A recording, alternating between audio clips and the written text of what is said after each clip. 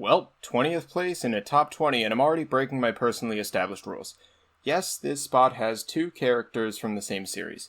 But it's not just that I like them equally. Rather, these two characters are so intrinsically related to each other that I can't see myself putting just one on and not the other. These two would be the main protagonists of the Namco X Capcom and Project Cross Zone crossover series, Reiji Arisu and Xiaomu. 10 years prior to the events of Namco X Capcom, the nigh immortal sage fox Xiaomu was partnered with Reiji's father, Shogo Arisu, for the government agency known as Shinra, created for the purpose of fighting against the threat of rifts connecting Earth to other worlds. One fateful day in Shibuya, a werefox named Saya, working as the head of an enemy group called Oma, attempted to use the rifts to combine all worlds into one chaotic whole, fighting Shogo and Xiaomu to do so.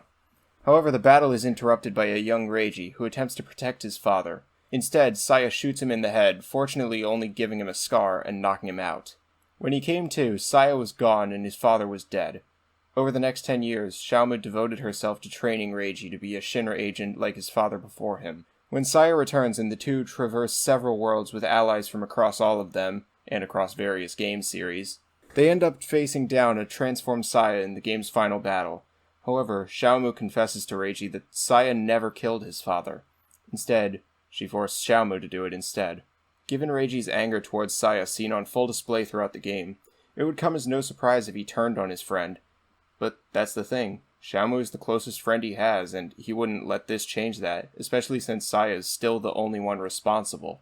Both Xiaomu's willingness to admit her part in the deed, and Reiji's rationalization of who's truly at fault. A great deal of emotional maturity is on display, showing how strong their bond really is. That bond between the two is the crux of both of their characters. In fact, there's never a moment where Reiji and Xiaomu are separate throughout Namco X Capcom and both Project Cross Zone games. The two initially come off as complete opposites, and on their surfaces, they are. Reiji is your traditional stoic guy, not often emoting beyond anger and a slight smile, and he's laser focused on the task at hand above anything else. Meanwhile, in spite of her age, Xiaomu is immature, eccentric, perverted, and a literal otaku. Yet in spite of all their bickering, it's clear that somehow, these two are as close as two people can get. Some interactions show Reiji with some tendencies expected from Xiaomu, such as joining her and Maya Fey of the Ace Attorney series to finish quoting a line from the show Steel Samurai. Perhaps I'm looking into it too much, but this gives me the impression that while Reiji keeps his feelings more hidden, he may be closer to Xiaomu's wavelength than you may think.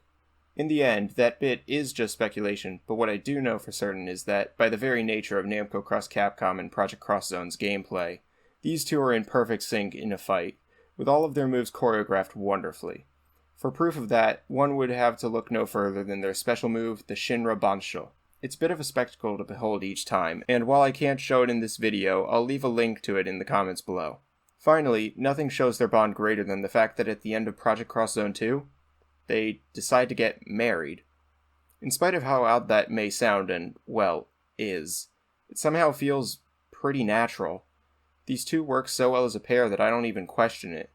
I would like to see more of these two with this development in mind, but considering how unlikely a Project Cross Zone 3 is, I'm satisfied with what we have.